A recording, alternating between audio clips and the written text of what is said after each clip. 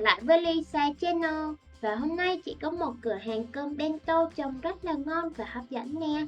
Và đây chính là cô đầu bếp chính của chúng ta ngày hôm nay. Trong cửa hàng có các loại cơm gà nè, cơm heo nè, cơm gấu nè, các loại thức ăn và trái cây tráng miệng nữa. Và bây giờ thì chúng ta sẽ cùng nhau đến với những vị khách đầu tiên nhé.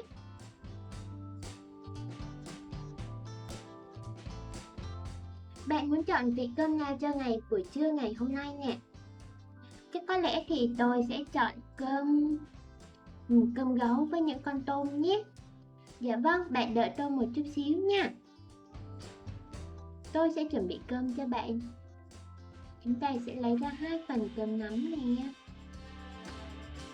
Và cơm gấu thì chúng ta sẽ chọn mặt gấu nha. Cùng với đồ ăn mặn đi kèm đó chính là những con tôm. Và đồ ăn tráng miệng đó chính là những miếng dưa hấu nè.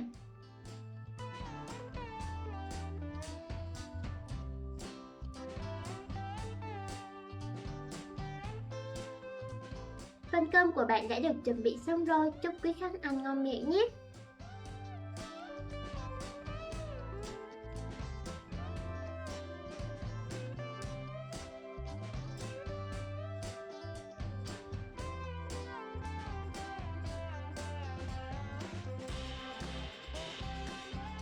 Cửa hàng xin chào quý khách, và các bạn muốn chọn món ăn nào cho ngày hôm nay nhỉ? Chúng tôi sẽ chọn hộp cơm bento gà và một cơm bento heo. Dạ vâng, quý khách đợi chúng tôi một lát nhé. Bây giờ thì chúng ta sẽ cùng nhau làm 2 hộp bento cùng lúc nha.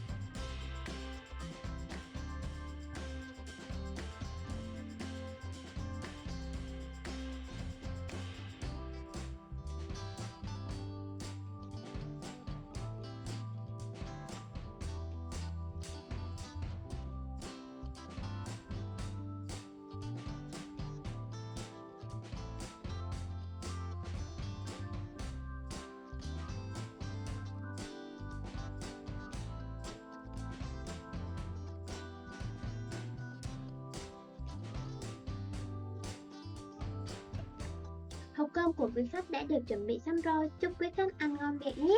Và bây giờ thì chị sẽ hướng dẫn cho các em cách làm cửa hàng cơm bento ngày hôm nay nha.